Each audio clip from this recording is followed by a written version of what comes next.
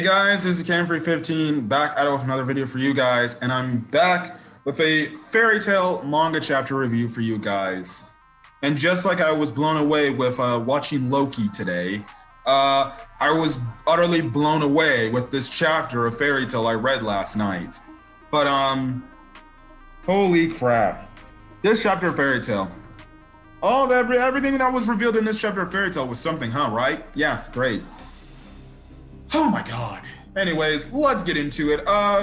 We do get a color spread, but it's morely an advertisement for the upcoming Eden Zero anime now in Japan that's already airing, but next month, that's when everywhere else in the world on Netflix will get Eden Zero, which I'm very happy that we are finally getting. I've only watched the first episode, and after that, I've been a patient little boy to wait and see Eden's Zero. And yes, if you are a fan of Eden Zero, like you are a fan of Fairy Tail, I will be doing reviews of Eden Zero.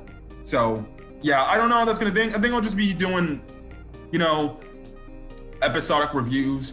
I'll see if it's gonna be an everyday thing, since it seems like with Netflix, they're gonna probably drop dang near based on how many episodes that we're gonna get, but we'll see. But look forward to my Eden Zero reviews when Eden Zero finally comes out worldwide. But yes, anyways, this is chapter Fairy Tail 100 Year Quest, chapter 86, titled Abyss. The cover page is Makarov. I'm not gonna say he shouldn't be dead by this point, but okay. Yeah. And it's funny because he says Makarov keeps watch over the guild from up high. I'm gonna say if that's not a Death Flags version for him saying he's gonna be up in heaven soon, I don't know what that says. That's technically what Master Makarov should have been doing.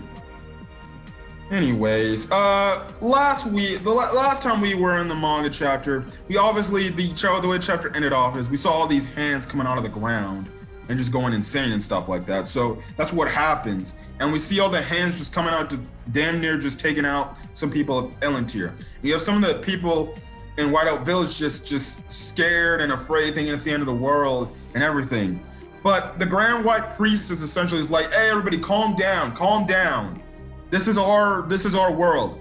We as its citizens of Whiteout Village, we need to essentially use our power to essentially stop the overflow of magic energy and bring peace back to this world and stuff like that. But obviously, people are like, the other people are like, it's hopeless. That's not gonna happen and everything. And that's when she's like, look, don't abandon that hope yet. Yes, I know things look like the end of the world is coming. Everything is going from bad to worse. And I'm just utterly stressed out. But, we have the power to stop, to erase the magic that is overflowing. And we can save this world. Like the fairy tale people and even Shizaku is doing their best to try to stop Selene.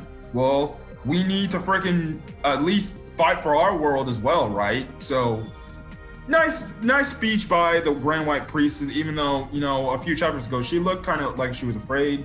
But yeah. Now, hold on a quick second, guys. Okay, back. Now, what happens, we cut over to our fairy tale friends, and essentially Toka is going to use Aqua Air to take them to Black Moon Mountain, so she does that. But they couldn't reach the summit.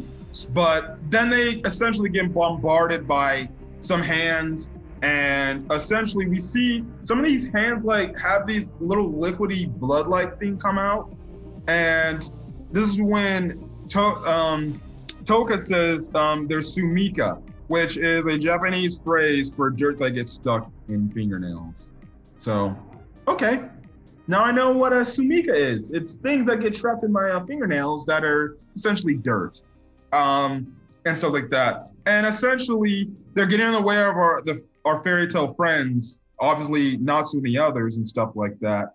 And essentially, this becomes even a worse problem because, well, now these hands are just spawning more enemies that are going to get in their way. Now, Natsu and Happy, they fly off because Natsu's trying to reach Selene and everything and stuff like that. And he's going off on his own. And obviously, they're like, but we have to follow him. But then that's when Urza's like, yes, we do, but we have to take out these guys first. So let's do it.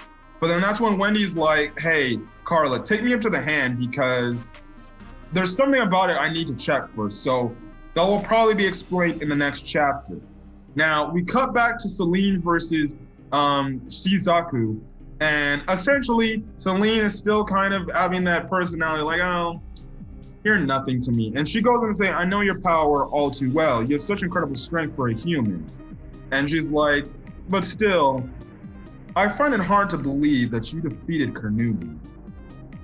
And and that's when Shizaku's like, yes, you're right. I didn't defeat Carnegie. My master did. And we know the master of the 5th Dragon Slayers from the Diablos Guild is Gorg. So that I'm guessing how he got his powers is Gorg defeated Carnegie, and he told Shizuku, like, hey, eat this guy, and you'll gain his abilities and his powers. And that's probably what happened. Because then that makes sense of how, well, guess what? That's how he was able to get his powers. So maybe, Georg, like, when he saw his other, pals, I'm guessing he did the same thing for them. He defeated the representative, dragons, the dragon they needed to defeat, and he was like, eat them, and then you gain their abilities. So, yeah. And then that's when, so Selene, she's like, so you could just consume this, so you just consumed his flesh. And obviously, Shizuku is like, yes.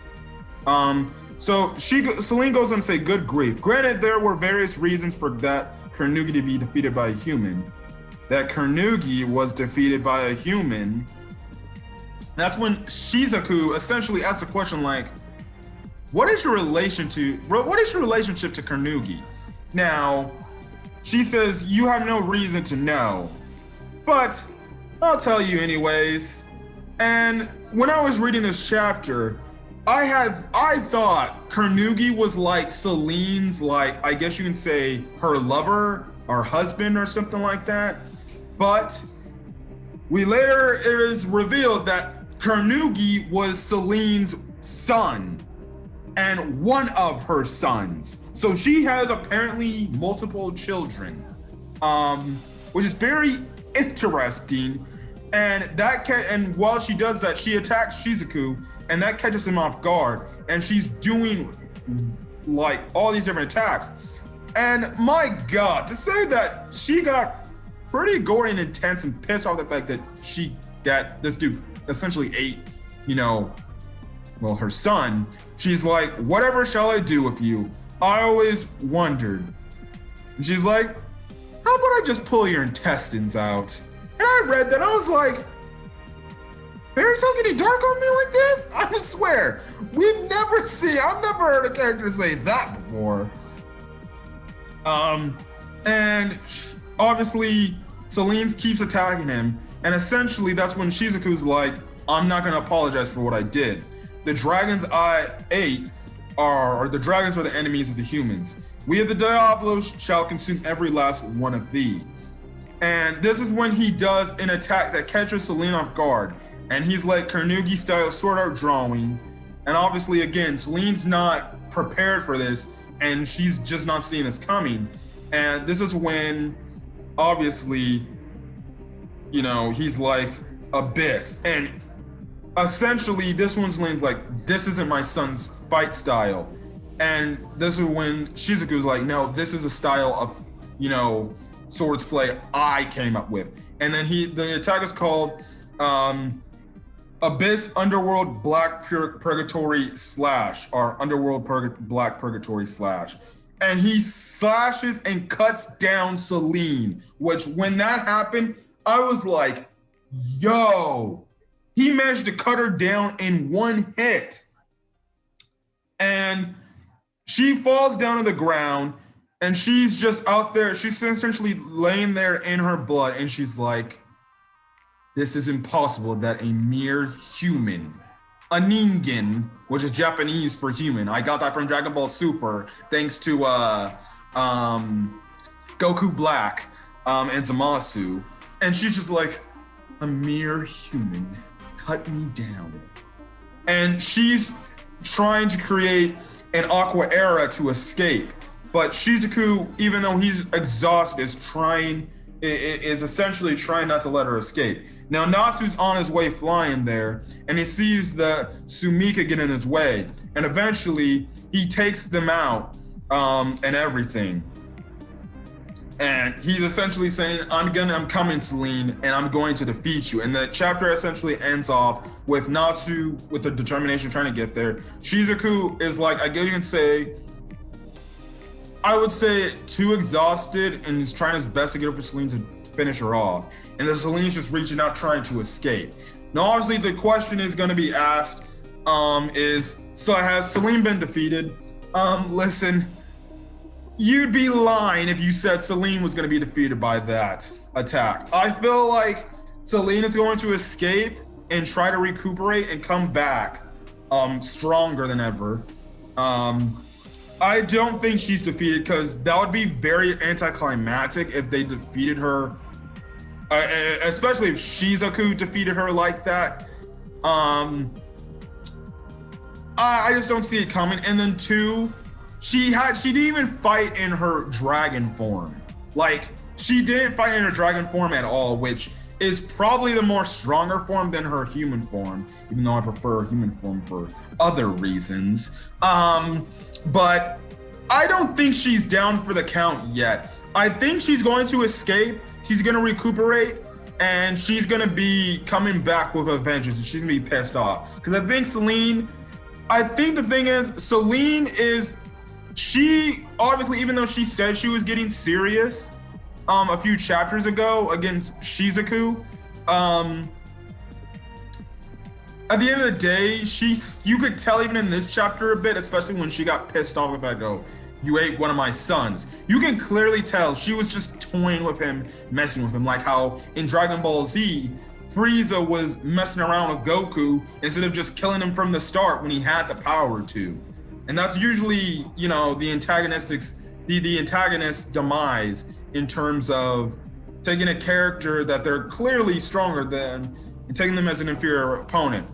Obviously, this was Shizuku, this wasn't Natsu. If this was Natsu instead of Shizuku, I think, yes, it would probably been the end of Selene.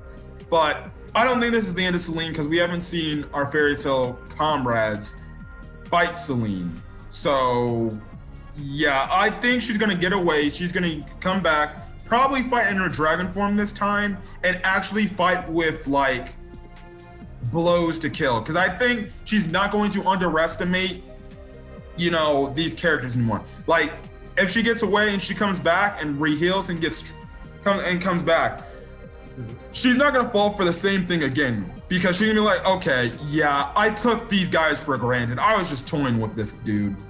Yeah, now when I come back and I get healed from my injuries, they're gonna regret pissing me off for good. And I think there's when we have, I guess, Selene comes back to battle part 2. She's gonna be fighting to kill, because she's not gonna be holding back. I definitely know that. I think she's definitely not gonna be holding back, because this is the part where the antagonist gets caught off guard and they're like, this is what I get for toying with somebody. Well, now they're gonna all fucking die. But other than that, yeah, this was a great chapter. Just the revelations we saw here, and then what Shizuku did, utterly blown away. My jaw dropped reading this entire chapter. I was texting one of my friends about this, and we were both like, this is a 10 out of 10 chapter. 10 out of 10 chapter. I don't care what anybody says. You can hate fairy tale. I don't care. This is 10 out of 10 chapter. I'm sorry. So, yeah. Anyways, that's it. So if you guys like the video, leave a like. Put in the comment section what's your thoughts on this chapter, as well as hit that subscribe button to get more Fairy Tail 100 Year Quest manga chapter reviews, as well as also too, if you guys don't know, I'm gonna link it at the end of this video, but I am also redoing my fairy tale arc reviews because I want to do a better job on them. So I started with the intro to fairy tale / the Eisenwald arc. And for my arc reviews, they're gonna be premiere videos on my YouTube channel every Monday based on how fast I can finish a representative arc. Right now, I'm on the early stages of the Tenro Island arc in the anime because I'm watching off the anime. So yeah, I have videos essentially pre-recorded videos up until the Edelus arc. So every Monday, for guys that want to get my thoughts on the original series arcs, every Monday, again, barring how far I am in the story in terms of watching, there's going to be premiere episodes of my fairy tale arc reviews. So hopefully you guys enjoy that and check those out. So again, hit that subscribe button if you want to get my takes on previous fairy tale arc reviews. So next Monday, the Galuna Island arc review will actually be going up next. So other than that, that's it. So I'm going to catch you guys later. And again, I forgot to say, if you do hit the subscribe button, hit the notification bell icon so you can get updates to anything I upload to my channel. Other than that, I'm gonna get out of here, guys. I'll catch you guys in the next video. Until then, guys, peace.